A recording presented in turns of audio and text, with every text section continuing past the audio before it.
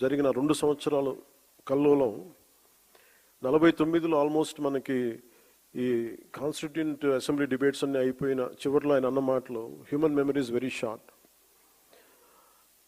మన 2 సంవత్సరాల క్రితం జరిగిన ఈ విభజన కూడా మర్చిపోయాం. అందువల్ల ఇది ప్రతి ఒక్కళ్ళు గుర్తుపెట్టుకోవాల్సింది అనేది ఆయన చాలా వేదంతో చెప్పారు. అది సో దాన్ని ఆ మాటల్ని నేను చాలా ఇన్స్పైర్ చేసినాయి నాకు. అంటే ఈ దేశ స్ఫూర్తిని కాపాడుకోవటం అనేది ఒక రోజుతో అయిపోయే పని కాదు. ప్రతి తరం కూడా దాన్ని ముందుకు తీసుకెళ్ళాలి. వారే దానికి మార్గదర్శకులు కావాలి. సమకాలీన రాజకీయాల్లో ఎవరైతే అధికారం కోసం ఆశపడి ఈ సూత్రాన్ని విస్మరిస్తారో వారు తమ స్వల్పకాలిక రాజకీయ ప్రయోజనాల కోసం ప్రజల మధ్య, ప్రాంతాల మధ్య విభజనను సృష్టించి దేశ సమగ్రతని ప్రమాదంలో పడేస్తున్నారు.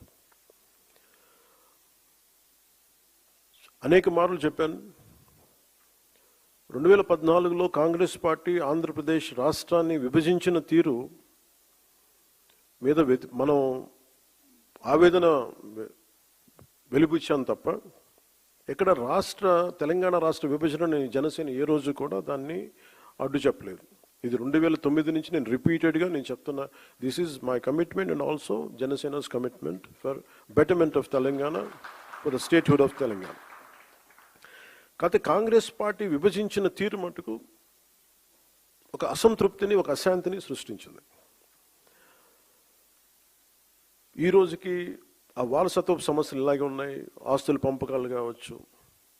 అంటే ఇవన్నీ కాంగ్రెస్ పార్టీ ఆ రోజు చేసిన విభజించిన విధానం కానీ, వాళ్ళ డివిజివ్నెస్ అప్రోచ్ కానీ ఈ రోజుకి ఆ ధోరణి మారలేదు. దానికి ఉదాహరణ ఇటీవల తెలంగాణలో జనసేన సభని అనుమతులు ఇవ్వకుండా అడ్డుకోవడం. ఈరోజు ఎజెండాలు ఇది ప్రధానాంశం కానప్పటికీ కూడా ప్రతిసారి ఒక్కొక్క రాజకీయ పార్టీ తమ సొంత రాజకీయ సరిహద్దులు పెట్టుకొని ఎలాంటి విభజనలు సృష్టిస్తారో చెప్పడానికి నేను దీన్ని ఒక ఉదాహరణగా చెప్తున్నాను. చాలామంది ముఖ్యంగా మన తెలుగు రాష్ట్రాలు కావచ్చు, కొంచెం దక్షిణాది రాష్ట్రాలు కావచ్చు, మనం ఎక్కువగా వినేది మేము ఢిల్లీ మెడలు ఉంచుతాం, చొక్కా పట్టుకొని నేలకు దించుతాం, తడాకా చూపిస్తాం అని దక్షిణాది నాయకులు చాలామంది చాలా పెద్ద పెద్ద మాటలు మాట్లాడుతూ ఉంటారు. కానీ నిజంగా వాళ్ళు ఢిల్లీకి రాగానే ఆ మాటలు ఎందుకు గొంతులోంచి రావు, పెగలు ఏంటో భయం అనుకుంటాం.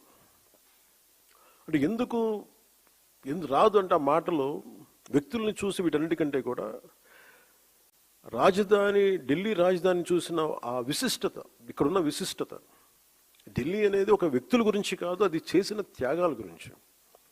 140 కోట్ల మంది ప్రజలను సురక్షితంగా ఉంచడానికి, పరిపాలించడానికి నిరంతరం పోరాడుతున్న ఎన్నో నిబద్ధత కలిగిన సంస్థలు, అది న్యాయ వ్యవస్థలు కావచ్చు, రాజకీయ వ్యవస్థలు కావచ్చు, అడ్మినిస్ట్రేటివ్ వ్యవస్థలు కావచ్చు, డిఫెన్స్ వ్యవస్థలు కావచ్చు, ఇవన్నీ దగ్గరుండి చూసినప్పుడు మనకు అలాంటి మాటలు పెగలవు.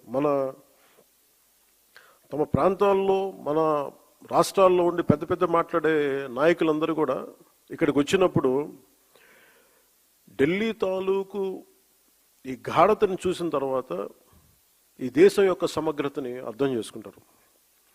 మీరు ఇండియా గేట్కి వెళ్తే ఈ దేశాన్ని ఏకతాటిపై ఉంచడానికి సైనికులు చేసిన త్యాగాలు మనకు అర్థమవుతాయి. ఒక సెంట్రల్ హాల్కి వెళ్తే 370కి పైగా న్యాయ నిపుణులు, అంబేద్కర్ గారు రాజ్యాంగ సారథిగా, చాలామంది ప్రముఖులు, నాయకులు కలిసి 2 సంవత్సరాల 11 నెలల 17 రోజుల పాటు రాజ్యాంగ చర్చలను ఎలా జరిపారో మనకి అర్థమవుతుంది. విభజన సమయంలో దాదాపు 2 కోట్ల మంది ప్రజలు నిర్వాసితులయ్యారు. 18 నుండి 20 లక్షల మంది ప్రజలు ప్రాణాలు కోల్పోయారు. మనం ఢిల్లీని తాకినప్పుడల్లా మనకి ఈ విషయాలని మనసులోకి స్ఫురణలోకి వస్తాయి.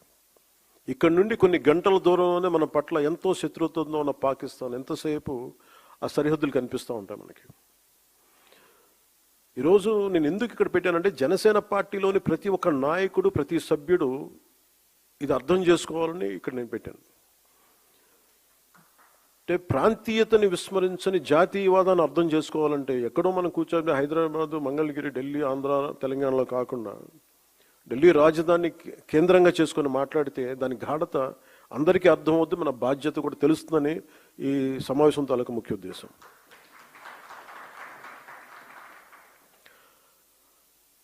జాతీయ సమగ్రత, దేశభక్తి అనేది జనసేనకి చాలా కీలకమైన అంశం కావాలి మనందరికీ. భిన్నమైన విభజన ధోరణులు మనం ఎందుకు దూరంగా ఉండాలి అంటే, ఈ దేశం ఈరోజు ఈ స్థితిలో ఉండటానికి వెనక ఎంతటి త్యాగాలు ఉన్నాయో మనం అర్థం చేసుకున్నప్పుడు దీన్ని ఎలా గౌరవించాలి, ఎంత బాధ్యతగా ప్రవర్తించాలో మనకి తెలుస్తుంది. మనకున్న లిమిటెడ్ పరిమితులు కావచ్చు, స్వీయ పరిమితుల్లో మన స్వంత సామర్థ్యాలతోటి జనసేన పార్టీ ద్వారా దేశ స్ఫూర్తిని ముందుకు తీసుకెళ్ళటం ఈరోజు ఈ సమావేశం యొక్క ముఖ్య ఉద్దేశం. మీరు వీటన్నిటిని అర్థం చేసుకొని తిరిగి వెళ్ళినప్పుడు వీటన్నిటి వెనక ఉన్న లోతైన భావాన్ని, దీని గాఢతని, దీని తీవ్రతని మీరు అర్థం చేసుకుంటారు. అంటే ఒకసారి ఏమైపోతుందంటే, మనకి తెలుగులో చెప్తున్నట్టు మనకి కూపస్థ మండూకాలు అంటారు, బావిలో కప్పల్లాగా. మన నేల మీదే కూర్చొని మాట్లాడి మన పరిమితులతో ఉండే, అంటే మన గీసుకున్న గీతల మధ్య మాట్లాడితే దేశం తాలూకు సారూప్యత కానీ, దేశం తాలూకు విశిష్టత కానీ మనకు అర్థం కాదు. అందుకని మన స్వంత సరిహద్దులకి, మనం గీసుకున్న సరిహద్దులకి పరిమితం కాకుండా విశాల ప్రపంచాన్ని చూడటానికి ఈ రోజున ఢిల్లీ రాజధాని మనకు ఒక పెద్ద వేదికని ఇచ్చింది. సుమతి శతకంలో చెప్పినట్టు మనందరం ఏమనుకుంటామంటే, అంటే బలవంతమైన సర్పం కూడా చలిచీమల చేత చిక్కి చచ్చిపోద్ది అంటారు. మనందరం ఏమనుకుంటాం, మనకు స్థాయి లేదులే, మనందరం చిన్న మనుషులే పెద్దలు అనుకుంటాం, ప్రతి ఒక్కరు ఈజీగా మాట్లాడేయచ్చు అనుకుంటా. కానీ ఇలాంటి ప్రతి వ్యక్తి, ఈ మధ్య మీరు చూస్తా ఉన్నారు కాక్రోచెస్ అనే ఇదిగోండి అని నాకు సుమతి శతకం గుర్తు వచ్చింది.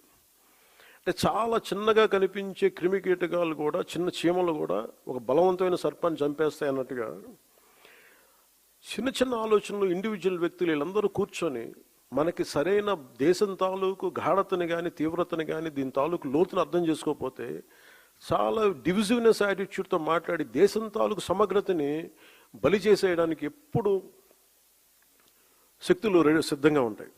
అలాంటి అలాంటి ఆలోచన ప్రవాహంలో మనం చిక్కుకోకూడదు అన్న భావన తెలియజెప్పడానికి ఈ ఢిల్లీని వేదికగా పెట్టాం. అంటే చాలా కోట్ల మంది చిన్న చిన్న ఆలోచనల వ్యక్తులు కూడా కలిస్తే అది మంచి కావచ్చు, చెడు కావచ్చు, చాలా బలమైన ప్రభావాన్ని సృష్టించగలరు. అందుకని ఈ విభజనవాదాన్ని సృష్టిస్తున్నారు, లేదంటే ఇలాంటి పరిస్థితుల్లో మనం దాంట్లో భాగస్వామ్యం కాకూడదు, దాంట్లో మనం ఎంత ఎదురెడ్డి పోరాడాలని చెప్పడానికి దీని తాలూకు ముఖ్య అంశం. సో మిమ్మల్ని అందరినీ ఇక్కడికి ఆహ్వానించడంలో నా ముఖ్య ఉద్దేశం ఒకటి, ఒక బాధ్యత గల రాజకీయ పార్టీగా ఈ ఆశయాన్ని మరింత స్వాతంత్ర్య స్ఫూర్తిని ముందుకు తీసుకెళ్ళటం, మన ఫౌండేషన్ ఫాదర్స్ని గౌరవించడం ఈరోజు ఈ సమావేశం యొక్క ముఖ్య ఉద్దేశం. సో దీంట్లో సర్టన్ పాయింట్స్ అనుకున్నాం. అంటే నేషన్ ఫస్ట్, అంటే కాన్సెప్ట్స్ వైజ్ మనం మాట్లాడుకోవాల్సిన స్ట్రెంథనింగ్ నేషనల్ యూనిటీ, అంటే నేషన్ ఫస్ట్ కింద strengthening national unity, security, internal security and democratic values ఒకటి. Vikasit Bharat, from aspiration to achievement, under 12 years of transformative leadership under Prime Minister Narendra Modi ji. Alage 2 years of renewal, reconstruction, inclusive development in Andhra Pradesh, from crisis to confidence. A journey to sacrifice, Janasena, 12 years Prasthanam, a journey of sacrifice, service and people's trust. Alage Bhavishyattu, సరికొత్త తరం, అందరూ మాట్లాడుతున్న catch phrase Gen Z అనేది, భవిష్యత్తుకి జనసేన తరపు నుంచి ఎలాంటి దిశానిర్దేశం చేయాలి వీటన్నిటిలో. సో ముందు వెళ్ళబోయే ముందు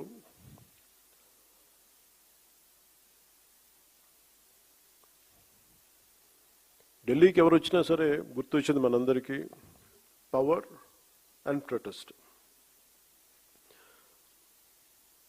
పవర్ సెంటర్ ఇది.